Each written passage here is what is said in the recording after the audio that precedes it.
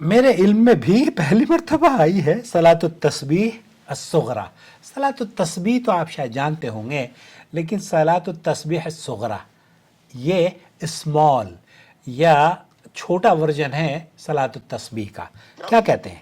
وفی میں ایک بات بتا دی، پتہ نہیں پھر ہم زندہ رہیں گے نہیں رہیں گے آگے. ایک مختصر سے آپ کو نماز بتا دیتا ہوں، مراقبہ تو رہ جائے گا لیکن کیا کریے نماز آپ کو بہت فائدہ ہو. وہ کیا ہے؟ اس میں لگے گا 1 منٹ، 1 منٹ بھی نہیں لگے. 1 منٹ ہر لگے. نفل، خاص نفل نہیں، ہر نفل کے اندر سلام پھیرنے سے پہلے 10 دفعہ سبحان اللہ، 10 دفعہ الحمدللہ، 10 دفعہ اللہ اکبر کہو. کوئی بھی نفل ہے، تہجد کی نفل ہے، اشراق کی نفل ہے، چاش کی نفل ہے، اوابین کی نفل ہے، سلام پھیرنے سے پہلے اس نماز کے اندر جہاں آپ کو جی چاہے. میں تو سلام سے پہلے تحیات ختم کر لیتا ہوں. اچھا، تحیات ختم کرنے کے بعد یہ کہتے ہیں کہ یہ صلاۃ تحیۃ التسبیح ہے، صلاۃ التسبیح ہے صغریٰ ہے، اور سلام سے پہلے آپ 10 مرتبہ سبحان اللہ، 10 مرتبہ الحمدللہ، 10 مرتبہ اللہ اکبر پڑھیں. 10 دفعہ الحمدللہ، 10 دفعہ یہ میں کرتا ہوں، یہ کہتے ہیں. تسبیح پر حضرت نے فضائل ذکر شیخ الحدیث نے کہا وہ 10 انعامات. اچھا، یہ جو حضرت اور فضائل ذکر کرتے ہیں، یہ دراصل عام طور پر مولانا زکریا کی شیخ الحدیث کی بات کر رہے ہوتے ہیں، اور مولانا زکریا اور شیخ الحدیث مولانا زکریا صاحب کی فضیلت فضائل.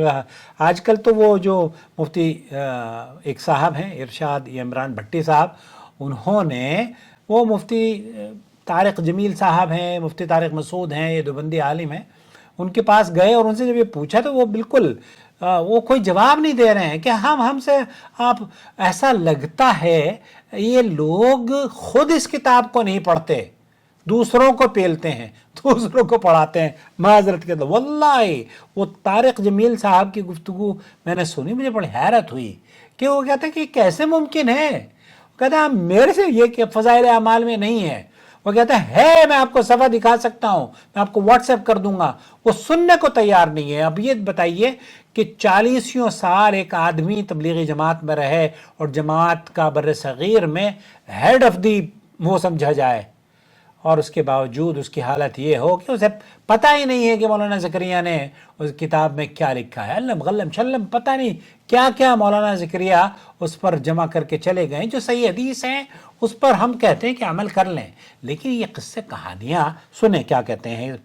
چھوٹا گناہ، بڑا گناہ، صغیرہ کبیرہ سب معاف ہو جائیں گے. قصدن کی ہوا، بھول کر کیا ہوا، سارے 10 قسم کی گناہ معاف. یہی اس مختصر بھی ملے گا، اور ہر دعا اس کے بعد مانگو کہ اللہ قبول کرے گا، اور دنیا آخرت کے سارے مسائل اللہ حل کر دے. اور ایک حدیث نہیں، 6 حدیث کے مستند کتابوں میں یہ تھی.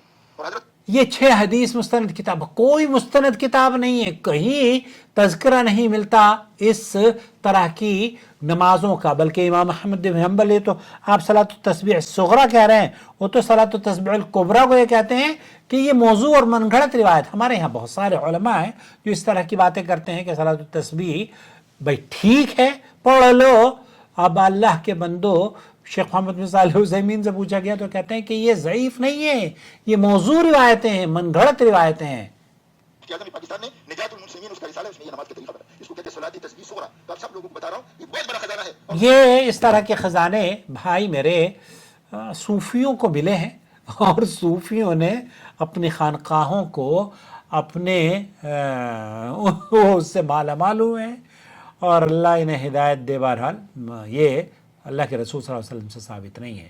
شیخ محمد بن صالح العثیمین، شیخ ابن باز، شیخ صالح الفوزان، کبار علماء سعودی عرب کے، لجنہ دائمہ الافتاء، اور کئی بڑے ائمہ جیسے امام احمد بن حنبل رحمۃ اللہ علیہ، وہ تو ویسے لوگوں کو منع کر دیا کرتے تھے کہ اس کے بارے میں بات کرتے ہو، کوئی روایت نہیں ہے، یہ سب جھوٹی اور من گھڑت روایات ہیں. تو بہرحال یہ نہ ہی صلاۃ التسبیح الکبریٰ ثابت ہے، نہ ہی صلاۃ التسبیح الصغریٰ ثابت ہے. اور شمس العارفین شیخ مشائخ حضرت جی مولانا محمد شمس الرحمن عباسی، یہ سارے کے سارے صوفیوں کے طریقہ کار ہیں. اللہ تعالیٰ آپ کو بچائے. آمین کہیں، بچیں اس طرح کی نمازوں سے. وہ نماز نبی کریم صلی اللہ علیہ وسلم کے طریقے پر پڑھ لیں، 2 رکعت نماز. صلو کما رأیتمونی اصلی، آپ کہہ دیں. مفتی طارق مسعود صاحب چیخ رہے تھے، چلا رہے تھے، اور ایک ویڈیو میں کہہ رہے تھے کہ امام ترمذی رحمۃ اللہ علیہ امام بخاری کے شاگرد ہیں.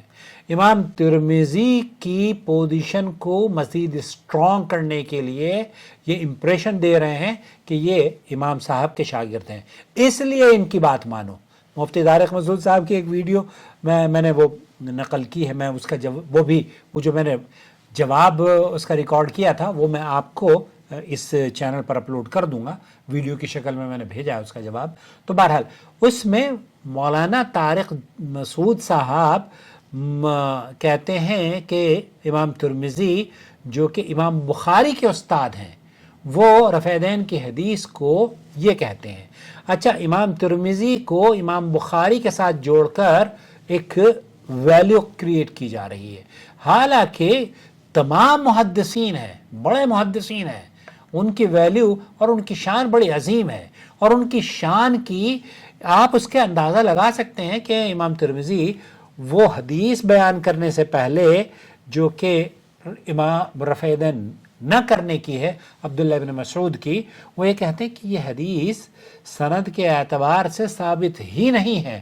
عبداللہ ابن مبارک یہ کہتے ہیں کہ یہ ثابت نہیں ہے، تو لوگ اس کو نظر انداز کر دیتے ہیں۔ اچھا، امام ترمذی امام بخاری رحمۃ اللہ علیہ کے شاگرد ہیں، اور مطلب شاگرد کی مان رہے ہیں جو یہ کہتا ہے کہ صحیح حدیث بھی نہیں ہے، اس کے باوجود بھی مان رہے ہیں، لیکن استاد کی بات نہیں مان رہے جنہوں نے بخاری شریف میں بھی روایتیں نقل کی ہیں، مسلم شریف کے اندر بھی روایتیں نقل کی ہیں، اور امام بخاری نے تو جز رفع یدین اس کے اندر سینکڑوں حدیثیں نقل کی ہیں جس کے اندر یہ ثابت کیا ہے کہ اللہ کے رسول صلی اللہ علیہ وسلم رفع یدین کیا کرتے تھے۔ اور یہی نہیں، حسن بصری رحمۃ اللہ علیہ سے وہ کہتے ہیں کہ وہ کہا کرتے تھے کوئی بھی صحابی مستثنا نہیں ہے، رفع یدین سب کیا کرتے تھے۔ یہ حسن بصری کا قول بھی انہوں نے نقل کیا ہے۔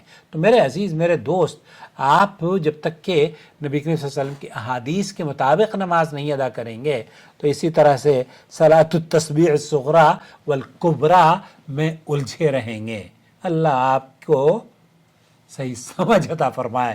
پلیز ویڈیو شیئر کریں اپنے حلقے میں۔ ایک آدمی بھی اگر اس ویڈیو کو دیکھ کر راہ حق پر آ گیا اور اس طرح کے خرافات سے اس نے توبہ کر لی، یقین جانیے وہ میرے لیے اور آپ کے لیے صدقہ جاریہ بن جائے گا۔